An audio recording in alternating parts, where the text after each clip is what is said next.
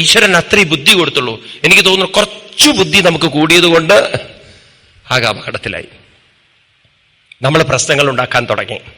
അങ്ങനെ ഓരോരുത്തരും ഈ ലോകത്തിൽ പ്രശ്നങ്ങളാണ്. ഒരു കാമുകന്മാര്, ഒരു പെൺകുട്ടി ഒരു പയ്യനെ ഇഷ്ടപ്പെട്ടു.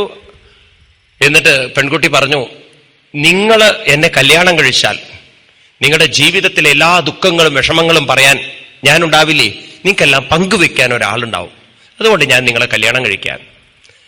ഉടനെ അവൻ പറഞ്ഞു, സത്യം പറഞ്ഞാൽ എനിക്കൊന്നും ദുഃഖങ്ങളും ദുരിതങ്ങളൊന്നും ഇല്ല, പ്രയാസങ്ങളൊന്നുമില്ല പങ്കുവെക്കാൻ. ഉടനെ അവള് പറയാണ്, അതിന് കാരണം നിങ്ങൾ എന്നെ കല്യാണം കഴിച്ചിട്ടില്ല. ഇതെല്ലാം പങ്കുവെക്കണമെങ്കിൽ, ഈ ദുഃഖങ്ങളും വിഷമങ്ങളും ഒക്കെ ഉണ്ടാവണമെങ്കിൽ നിങ്ങൾ എന്നെ കല്യാണം കഴിക്കണം. അപ്പൊ പിന്നെ നിങ്ങൾക്ക് പൊസഷൻ വരും, അപ്പൊ നിങ്ങൾക്ക് എക്സ്പെക്ടേഷൻ വരും, അപ്പൊ പിന്നെ പ്രശ്നങ്ങൾ ഉണ്ടാവും, അപ്പൊ പിന്നെ കേൾക്കാൻ ഒരാൾ വേണം. ഇതാണ് ജീവിതം എന്ന് പറയുന്നത്. ഇപ്പൊ ഇവിടെ മനുഷ്യൻ പൊസസീവ്നെസ് വന്നു, സ്വാർത്ഥത വന്നു. അന്ന് മുതൽ ലോകത്തിൽ പ്രശ്നങ്ങളൊക്കെ ഉണ്ടാക്കി. ആരാ ഉണ്ടാക്കിയത്? നമ്മളാണ് ഉണ്ടാക്കിയത്. അതുകൊണ്ട് വളരെ വളരെ ശ്രദ്ധിക്കൂ.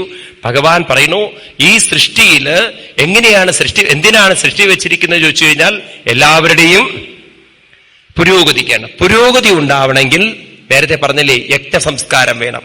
യജ്ഞസംസ്കാരം എന്ന് പറഞ്ഞാൽ വിഷമങ്ങൾ സ്വീകരിക്കുകയും വേണം, നല്ലത് കൊടുക്കുകയും വേണം. നിങ്ങൾ നോക്കൂ, സൃഷ്ടിയുടെ പിന്നിൽ ഈ പറഞ്ഞത് എത്ര സത്യമാണെന്ന്. ഒരു കുഞ്ഞിന് ജനനം കിട്ടണമെങ്കിൽ ഒരമ്മ കുറെ വേദനകൾ അനുഭവിക്കണം. വേണോ വേണ്ടയോ? കുറെ വേദനകൾ അനുഭവിച്ചിട്ടാണ് ഒരമ്മ പ്രസവിച്ചു വരുന്നത്. ആ പ്രസവത്തിലൂടെ കുഞ്ഞിനെ ജന്മം കൊടുക്കുന്നത്. ആ അമ്മ അനുഭവിച്ച വേദനകളൊന്നും ഒരമ്മ ആർക്ക് കൊടുക്കുന്നില്ല? പണ്ടത്തെ അമ്മമാരെ. ഇന്നിപ്പോ അതൊക്കെ മാറ്റം വന്നു. ഇന്ന് അതിന് ഒരുപാട് വേദനകൾ കൊടുക്കും. അതുകൊണ്ടാണ് അതിന് വലിയ താല്പര്യമില്ലാത്തത്. അപ്പോ കുറെ അമ്മക്ക് അനുഭവിച്ച വേദനകളൊന്നും ആർക്ക് കൊടുക്കുന്നില്ല? ഉണ്ടോ? അതുകൊണ്ട് ഒരു യജ്ഞഭാവനയില്ലേ അവിടെ? താൻ വേദന സ്വീകരിക്കുന്നു, നന്മ കൊടുക്കുന്നു. അപ്പൊ ഒരു സ്നേഹബന്ധമുണ്ട് അവിടെ. ഇനി നമ്മൾ ചെടികളിലേക്ക് നോക്കൂ. നിങ്ങളൊരു വിത്ത് കുഴിച്ചിടുന്നു, കുറെ സൂര്യതാപത്തിൽ കിടക്കണം, അത് ഇല്ലേ, മണ്ണിന്റെ അടിയിൽ കിടക്കണം. അതിനൊരു ദുഃഖമുണ്ടായിരിക്കാം. പക്ഷെ എന്നാലും അത് പൊട്ടിമുളച്ച് ചെടിയായി നമുക്ക് ധാന്യങ്ങൾ തരുന്നു. അപ്പൊ ഒരു വേദന അനുഭവിച്ചിട്ടാണ് ഒരു നന്മയുണ്ടാവുന്നത്. ആണോ അല്ലയോ? സൂര്യന്റെ പ്രവർത്തനങ്ങൾ നോക്കൂ.